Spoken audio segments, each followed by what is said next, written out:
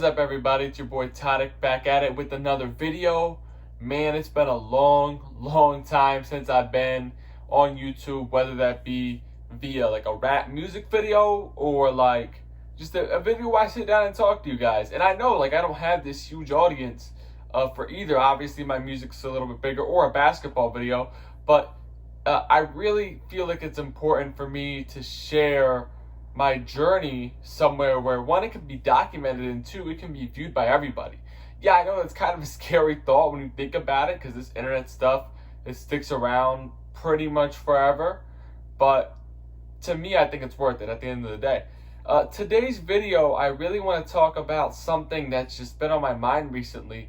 So, I went to college. I played college basketball. I went to college, the whole COVID thing, gets COVID. We have our season, go whatever, winter break, go back. I got COVID again.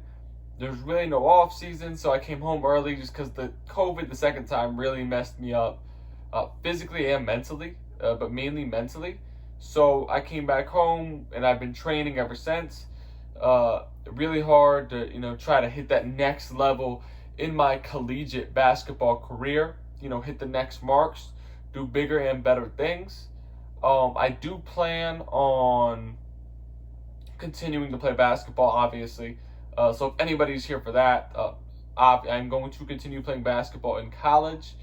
Yeah, so that is that. But I really want to talk today about parasocial relationships. So if you're not already aware, a parasocial relationship is a relationship that is between a person and another person that isn't, more like a celebrity. So a person that isn't touchable. When I mean touchable, I don't mean like physically, but in a way I do. A mother, brother, sister, lover that you live with is somebody you could talk to and touch physically. You could give them a high five. You could speak to them face to face. You could have daily interactions with these people: your mom, your dad, your brother, your sister, your cousin, your girlfriend, your boyfriend, whatever. Okay?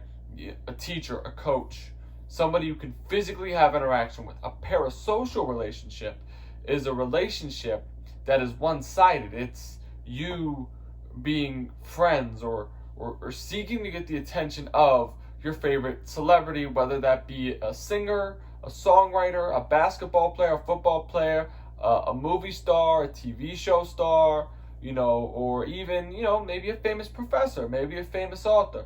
The list can go on and on and on. For me, I kind of look at these things as a biology major. I look at these things in a positive light. A lot of people say parasocial relationship could be a sign of mental illness. It could be a sign of depression, anxiety, because you're seeking the validation, you're seeking the friendship of one that doesn't really exist, a person that more than likely will never see or will have limited interactions with you throughout your life due to their status and your status in life. It could be from a famous person to another famous person that they don't know. It could be to a person that isn't famous at all, just a person you found on the internet.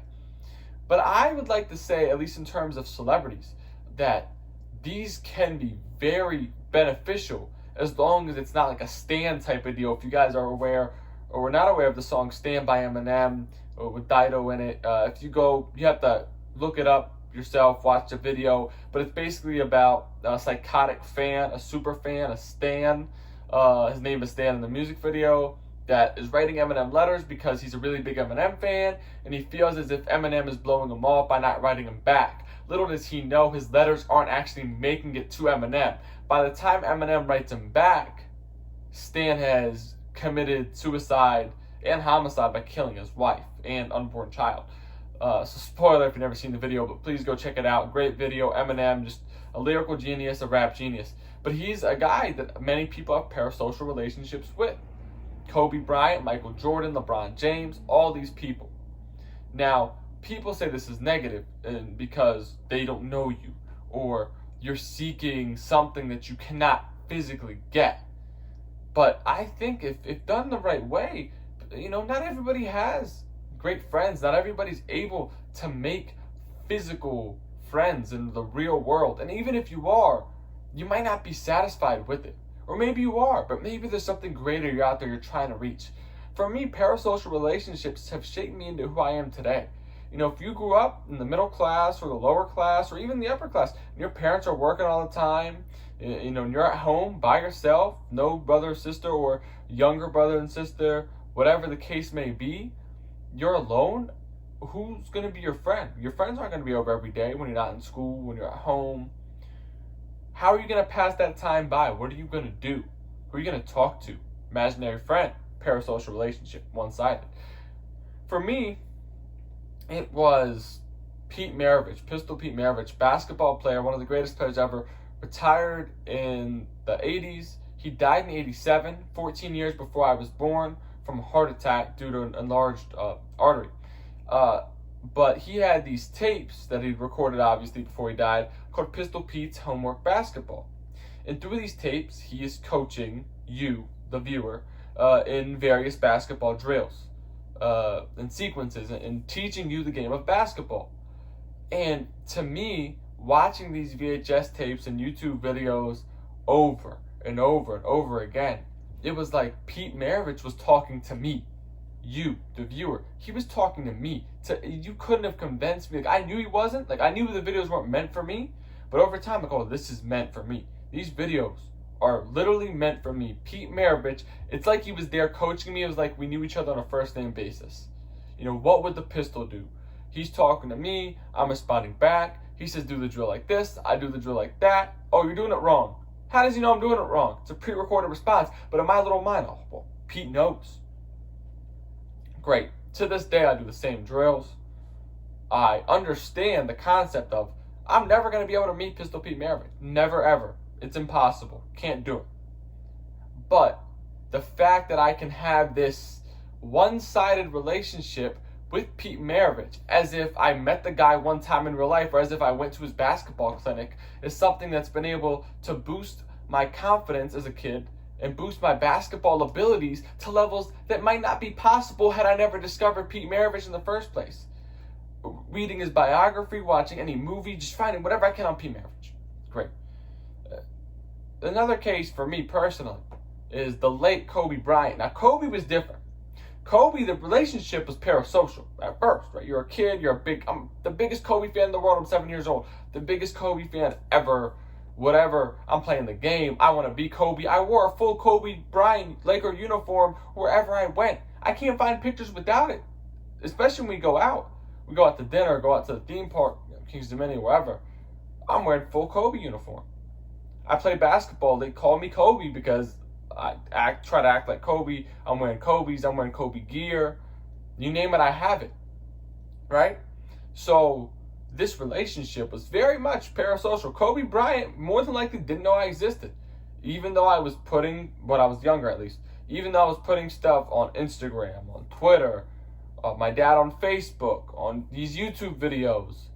I was trying hard to get noticed by Kobe Bryant because I didn't know what he would do. I don't even know what I wanted in response. I couldn't even tell you that. What I wanted to do was like, hey, Kobe, I am like you. You are this beast. You wanted to be like Mike. I want to be like you, Kobe, the way you wanted to be like Mike. The brotherhood you and Michael Jordan have, that's what I want with you. That's what I was striving for and working for every day. Now, there came a point in time where I wasn't as good as maybe I believed in basketball. I got cut from my middle school teams, but that Mamba mentality kept me going. And even when I was good enough in 8th grade and they cut me anyway due to political stuff in basketball, it gave me that motivation to keep playing and to keep working and working harder and harder and harder to make the high school team as a freshman and sophomore, junior, and senior, and inevitably get a scholarship. And eventually, during high school, playing the AAU circuit to getting the best players in basketball. Guys who are in the NBA right now. Sure, my path might be a bit windy, a bit longer than theirs for some, but some fell off the path in high school. Some fell off the path before college, and more will fall. They fall every year. They drop like flies. On the path to greatness, people fall off here and there, not because they can't drive, not because they can't keep going. Sometimes they just don't want to drive no more. Sometimes they're taking a different road, right? But my parasocial relationships, They've driven me to keep driving and driving and driving. It's like they're fueling this gas. Like I have an unlimited tank as long as I can keep the dream alive. As long as I don't stop believing in whatever I fell in love with in the first place with basketball, or whatever advice when I'm reading anything I can get on Kobe Bryant, or whatever, all of his books, the literature, the Instagram post, whatever. But while being normal, by being like, oh, I'm cool with this dude, so I'm not going to be not a creep about it. But learning every piece of knowledge I can, just like he did with Jordan and Magic before him. Now, the sad part about all this was Kobe Bryant was well alive during the majority of my lifespan up until the last year. Kobe Bryant was somebody that was reachable and attainable in the field of work I was going for. I knew if I had control of one thing in my life, I would meet Kobe Bryant. And when I knew it couldn't be on the court because he retired in 2016 when I was in high school, I knew I would go to his Mamba Sports Academy and he would notice me. And I would get my chance. I would get my Kobe Bryant moment. I would get it. And once I got that moment in my head, I'm like, okay, the parasocial relationship has built me ready for this moment. It has molded me into the man I am today, or was back then. I'm going to meet this guy.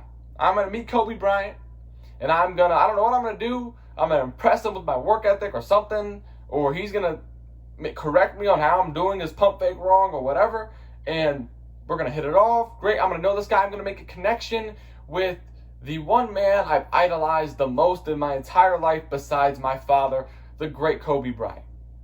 Unfortunately, for me, and for the entire world, Kobe was taken from us last year on January 26th in a helicopter crash. And I think that might have destroyed me more than everything else, and that might be the negative side of these relationships, at least when they're feasible. Because for me, as my eyes got bigger, as I got older, and meeting Kobe Bryant was more attainable, and the parasocial was going to turn into a real-life social relationship potentially in some form or facet, when that got taken away from me, and I was left with this forever void of a parasocial relationship only, I can't describe that feeling. And I can't sit here today, over a year later, saying that I am the same person I was then now. I don't think I'll ever be that person again, because something was driving me and I had it in my sights, almost like a tunnel vision of sorts. Kobe Bryant wasn't the reason I started playing basketball, and he sure wasn't the reason I kept playing basketball, but he was a main catalyst in keeping me going on the early mornings and late nights when I might not have wanted to do it anymore, or I didn't have as much motivation as I did the day before. Because I knew that the parasocial relationship was going to be real. I couldn't do it with Pistol Pete, but I could damn sure do it with Kobe. And when that got taken away from me, I don't know. But after a long time of thinking, about a year now, I've come to realize maybe this is for the best. Maybe the parasocial relationship was the way it was always supposed to be. Because legends never die. Kobe's never going to be dead. His words will live on forever. What he did for the game of basketball will live on forever. There's tapes, there's recordings, there's voice memos, there's rap songs, there's literature, there's poems. He did ads. He won Oscars. Kobe Bryant is forever eternal. He will live longer than 99.9% of the things that come on this earth will. As long as you remember, nobody ever really dies. Energy is consistent. Energy cannot be created nor destroyed. Energy is energy. And that energy, I had to rechannel it. All that energy I was putting in for myself, for going to meet Kobe and to become acquaintances or friends and make the parasocial social, I had to retarget that energy. In the forever void that I have inside of my body and inside of my soul, that I can't ever get to meet Kobe Bryant, I filled that with the utmost of the parasocial. Because now it's moved on from Kobe the physical, the human being, the basketball player, to Kobe and his wise words of wisdom and what he left here for us. But as well as knowing that Kobe's always watching over all of us. And Kobe will always be with me. Because I never had Kobe in the first place. I never knew if I was ever going to actually be able to meet Kobe. It was just attainable. But now that it's not attainable anymore, I can no longer put my energy into that. I have to put my energy into something else. But Kobe will still fuel me forever. And he'll never be able to disappoint me. Ever. No way he can. He can't do it. Only I can disappoint myself at this point. I won't let myself do that. There's no reason to hold your head down. You know, in actuality, this is great. The conversations, the reading his words. I can apply what Kobe says and what Kobe did to my personal life in the way that I find best suited for myself. And you can do it too. And as long as you do it in a healthy way, and you don't create these false realities in your brain or get too invested in the fictional relationship or friendship, you could use parasocial relationships to take your mindset and take your physical being life into places you never thought possible. Because sometimes you don't have somebody pushing you. Sometimes you don't have the motivation. The little voice in your head is not your friend. But what if you could replace that little voice with another little voice? Or maybe another. Some people might call you crazy, but I would just call it being you. You know, greatness is contagious, and all of the greats are crazy, you know. They never stopped nobody for doing good, right? They never told anybody, you're doing too great. No. They only hate on the great ones. They never said, oh man, no, you're terrible. Dude, we're hating on you, you're terrible. No, they only hate the greats. If you're doing bad, they're doing better than you. If you're doing great, they can never, ever do better than you. I hope you guys liked this video. I know it was a long one.